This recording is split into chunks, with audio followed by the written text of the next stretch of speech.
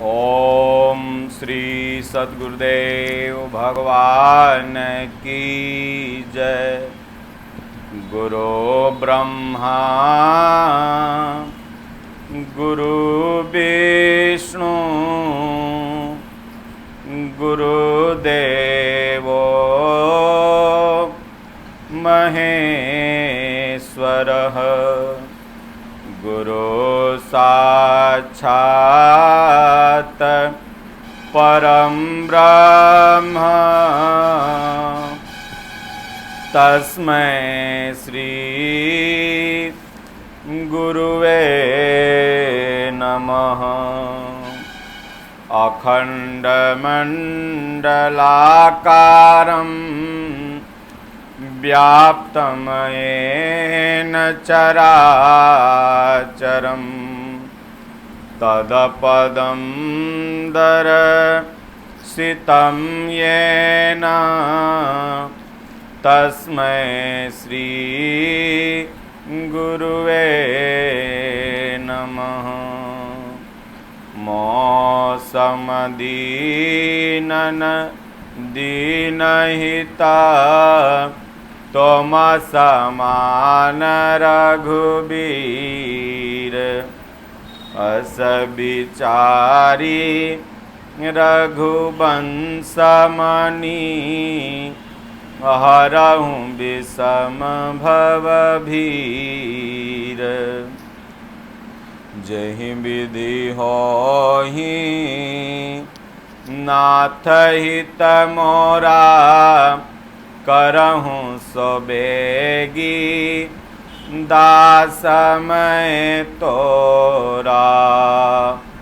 जय गुरु चरण रेणु सिर धरहि अते जनु सकल विभव बस करहि।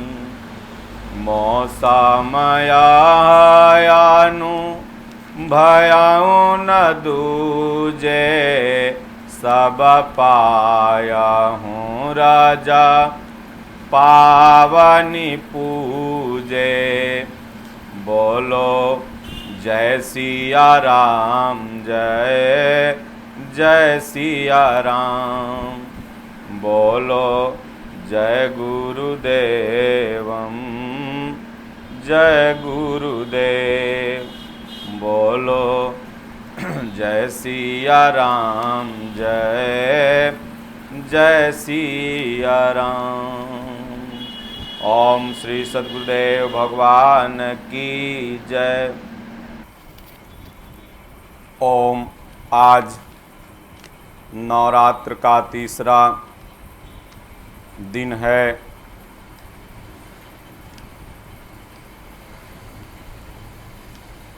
बाहरी मान्यता के अनुसार जैसा लोग समझते हैं कि आज चंद्रघंटा देवी की पूजा होती है और चंद्रघंटा देवी की पूजा करने से मनुष्य भक्त जीव निर्भयता को प्राप्त होता है। उसके स्वरूप में शांति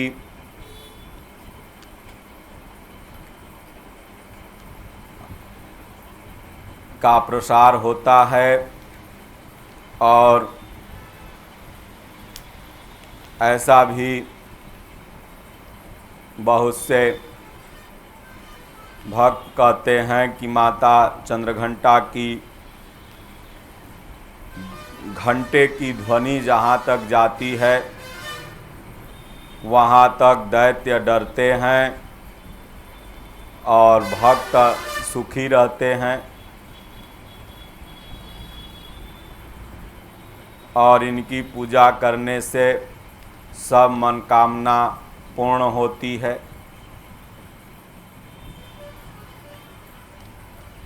वगैरह वगैरह, क्योंकि प्रत्येक पूजा पद्धति में मनोकामना ही श्रेष्ठ दर्शाया जाता है।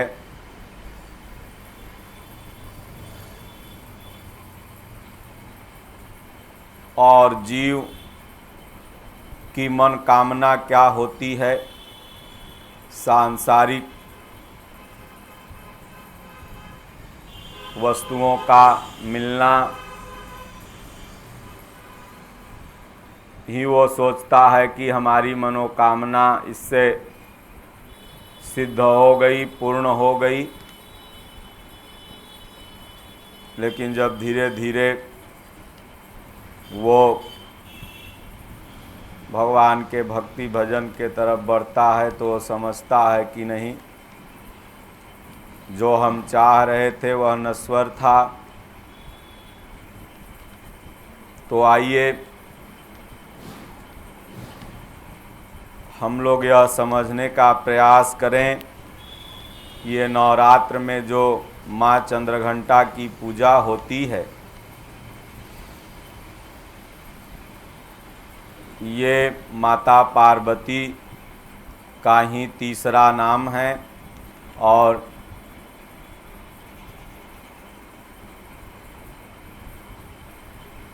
भगवान शिव के नाम पर इनका नाम चंद्रघंटा पड़ा था।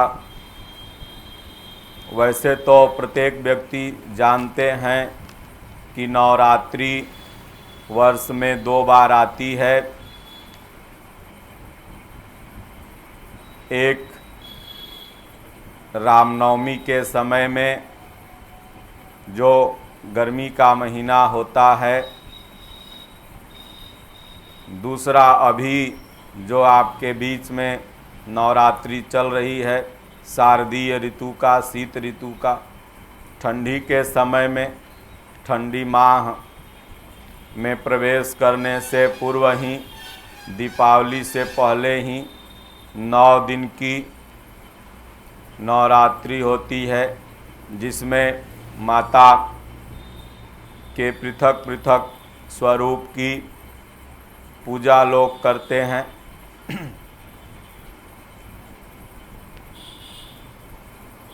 वास्तव में माता कोई अलग सत्ता नहीं है, पिता कोई अलग सत्ता नहीं है, और पुत्र भी कोई अलग सत्ता नहीं है। साधना की जब आप उच्चतम अवस्था पर पहुँचेंगे तो गीता में भगवान ने ही कहा अर्जुन से कि अर्जुन, प्रकृति रूप में मैं माता हूँ और बीज रूप में मैं पिता हूँ, और एक तरह से अगर समझें तो जब भगवान ही सब कुछ हैं तो पुत्र रूप में भी, पुत्र में भी वही परमात्मा है, पुत्री में भी वही परमात्मा है, सारे संबंधों में वही भगवान है। तो इसलिए आप किसी की भी पूजा करते हैं तो वह परमात्मा की ही पूजा हुई। लेकिन भगवान ने एक जगह कहा कि अर्जुन, वह पूजा अविधि पूर्वक है। अविधि पूर्वक का मतलब, अगर आपको कहीं जाना है तो सीधा रास्ता है तो घूम के क्यों जाते हैं? सीधा रास्ता ही एक परमात्मा का शरण पकड़ें, उनमें ही अपनी श्रद्धा को निवेदित करें तो आपका कल्याण हो जाएगा। और जितना भी हिंदू धर्मशास्त्रों में पर्व या त्यौहार आते हैं, उसमें कहीं न कहीं से उसकी सूक्ष्म मूल मान्यता यही होती है कि किसी विधि से हम लोग अपने मन को भगवान में लगाए रखें। इसलिए आप देखते हैं एक पर्व खत्म होता है, 10 दिन बाद कोई दूसरा धार्मिक पर्व आ जाता है, फिर कोई तीसरा पर्व आ जाता है। सबका मूल उद्देश्य यही रहता है कि किसी तरह से भगवान में हमारा मन लगा रहे। 9 दिन तक अभी नवरात्र चल रहा है। प्रत्येक व्यक्ति पूजा पाठ भजन इत्यादि जिससे जो बन पड़ता है, प्राथमिक कक्षा वाला है तो प्राथमिक कक्षा की तरह, और उससे ऊपर उसकी साधना है तो उसके तरह। कोई 9 दिन रामचरितमानस पढ़ता है, नहान पारायण करता है, तो कोई व्रत उपवास इत्यादि रहता है, कोई प्रथम दिन और लास्ट दिन ही व्रत उपवास करता है। तो इस विधि से कम भगवान में उसका मन लगता है। लेकिन पूजा पाठ में कुछ कुरीतियाँ भी घुस जाती हैं। कुछ गलत प्रवृत्ति के लोग ऐसा नियम बना देते हैं कि उसमें जीव हत्या और नाना तरह की भ्रांतियां को घुसा देते हैं।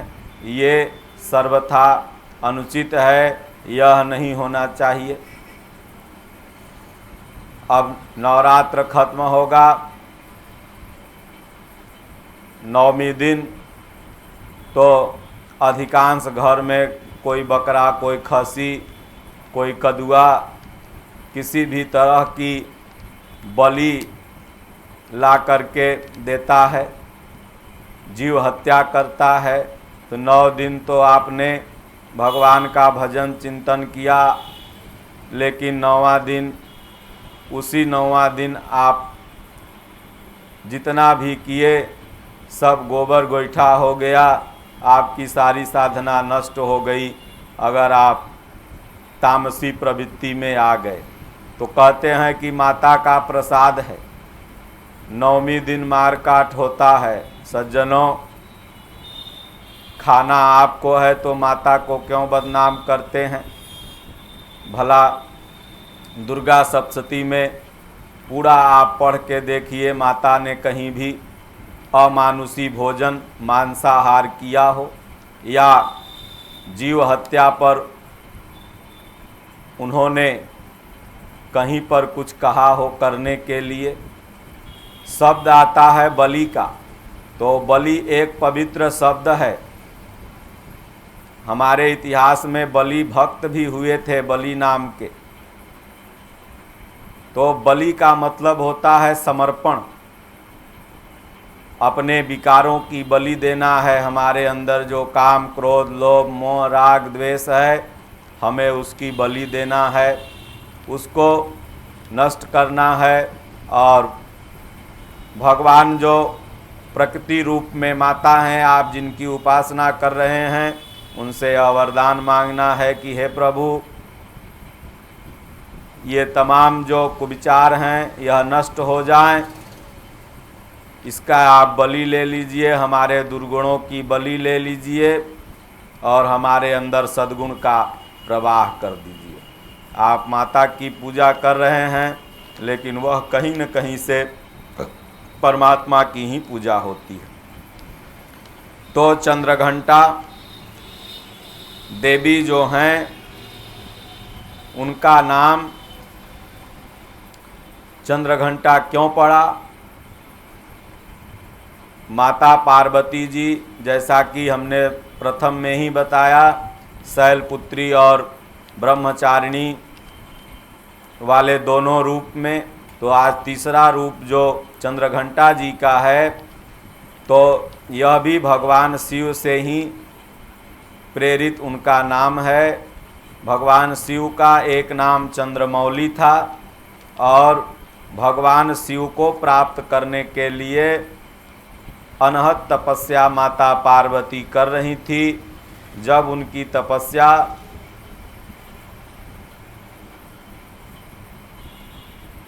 धीरे धीरे क्रमशः उत्थान पर चली गई,